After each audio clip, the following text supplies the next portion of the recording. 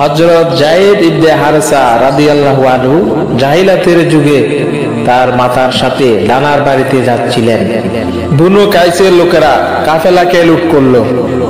তাদের মধ্যে হযরত যায়েদ রাদিয়াল্লাহু আনহু ছিলেন। তাকে মক্কার বাজারে বিক্রি করে দিল। হাকিম ইবনে হিজাম তাকে আপন ফুফি হযরত খাদিজা রাদিয়াল্লাহু তাআলা আনহা এর জন্য ক্রয় করে নিলেন।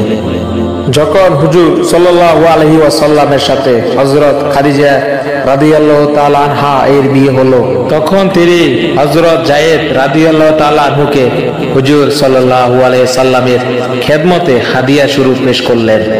হযরত যায়েদ রাদিয়াল্লাহু তাআলা আনহুর পিতা পুত্রের বিচ্ছেদে অত্যন্ত ব্যথিত ছিলেন, আর এই রূপ হওয়াটাই স্বাভাবিক, কেননা সন্তানের প্রতি ভালোবাসা জন্মগত জিনিস। তিনি হযরত যায়েদের বিচ্ছেদে কাঁদতেন আর সুখের কবিতা পড়ে ঘুরে বেড়াতেন। অধিকাংশ সময় যে সমস্ত কবিতা পাঠ করতেন সেগুলোর মোটামুটি অর্থ এই: আমি যায়েদের স্মরণে কাঁদছি, আর এটাও জানি না যে সে কি জীবিত আছে, তবে তার আশা করতাম, নাকি মৃত্যু তাকে শেষ করে দিয়েছে। খোদার কসম, আমি এটাও জানি না হে জাহেদ, তোমাকে কোনো নরম জমিন ধ্বংস করেছে নাকি কোনো পাহাড় ধ্বংস করেছে। হায়, যদি জানতে পারতাম যে জীবনে কোনোদিন তুমি ফিরে আসবে কিনা। সারা দুনিয়াতে আমার একমাত্র আকাঙ্ক্ষা তোমার ফিরে আসা। যখন সূর্যোদয় হয় তখনও যায়েদ স্মরণে আসে, যখন বৃষ্টি বর্ষণের সময় হয় তখনও তারই স্মরণ আমাকে ব্যতীত করে, যখন বাতাস প্রবাহিত হয় তখন তাও তার স্মৃতিকে জাগৃত করে। হায়, আমার চিন্তা ও দুঃখ কতই না দীর্ঘ হয়ে গিয়েছে। আমি তার সন্ধানে সারা পৃথিবীতে উটের দ্রুত গতিকে ব্যবহার করব এবং সমগ্র দুনিয়া ঘুরে বেড়াবো, ক্লান্ত হব না। আমি সারা জীবন এইভাবে শেষ করে দিব। হ্যাঁ, যদি আমার মৃত্যুই এসে যায় তবে তো ভালো, কেননা মৃত্যু সবকিছুকেই ধ্বংস করে দেয়। মানুষ চায় যত আশাই করুক, কিন্তু আমি আমার পরে অমুক অমুক আত্মীয় স্বজন ও সন্তানদেরকে ওসিয়ত করে যাব, যেন তারাও এমনি ভাবে যায়েদকে তালাশ করে ফিরে। মোট কথা, তিনি এই সমস্ত কবিতা পড়তেন এবং ক্রন্দনরত অবস্থায় তাকে খুঁজে বেড়াতেন। ঘটনাক্রমে তার গোত্রের কিছু লোক হজে গেল এবং তারা যায়েদ রাদিয়াল্লাহু আনহুকে দেখে চিনে ফেলল। তাকে তার পিতার অবস্থা শোনালো, কবিতা শোনালো এবং তার স্মরণ ও বিচ্ছেদের করুণ কাহিনী শোনালো। হযরত যায়েদ রাদিয়াল্লাহু আনহু তাদের মাধ্যমে পিতার নিকট 3টি কবিতা বলে পাঠালেন, যার অর্থ এই ছিল: আমি এখানে মক্কায় আছি, ভালো আছি। আপনারা আমার জন্য কোনো দুঃখ ও চিন্তা করিবেন না। আমি অত্যন্ত দয়ালু লোকদের গোলামিতে আছি। তারা গিয়ে হযরত যায়েদের হাল অবস্থা তার পিতাকে জানালো এবং যায়েদ রাদিয়াল্লাহু আনহু যে কবিতাগুলো বলে দিয়েছিলেন সেইগুলো শোনালো এবং ঠিকানা বলে দিল। যায়েদ রাদিয়াল্লাহু আনহু এর পিতা ও চাচা কিছু মুক্তিপণ নিয়ে তাকে মুক্ত করার উদ্দেশ্যে মক্কা মুকাররমায় পৌঁছিলেন।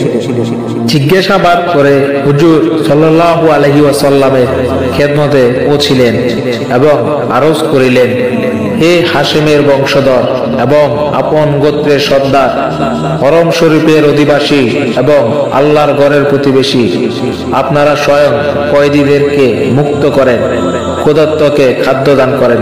আমরা আমাদের ছেলের তালাশে আপনার নিকট এসেছি। আমাদের প্রতি অনুগ্রহ করুন, দয়া করুন এবং মুক্তিপণ নিয়ে তাকে ছেড়ে দিন। বরং মুক্তিপণ যা আসে তার চাইতেও বেশি গ্রহণ করুন। হুজুর সাল্লাল্লাহু আলাইহি ওয়াসাল্লাম বললেন, কি ব্যাপার? তারা বলল, আমরা জায়েদের খোঁজে এসেছি। হুজুর সাল্লাল্লাহু আলাইহি ওয়াসাল্লাম বললেন, শুধু এই ব্যাপার? তারা আরজ করিলেন, হুজুর শুধু এটাই উদ্দেশ্য। হুজুর সাল্লাল্লাহু আলাইহি ওয়াসাল্লাম বললেন, তাকে ডেকে জিজ্ঞাসা করো, যদি সে তোমাদের সাথে যেতে চায় তবে মুক্তিপণ ছাড়াই তাকে দান করলাম, আর যদি যেতে না চায় তবে আমি এমন ব্যক্তির উপর চাপ সৃষ্টি করতে পারি না যে নিজেই যেতে চায় না।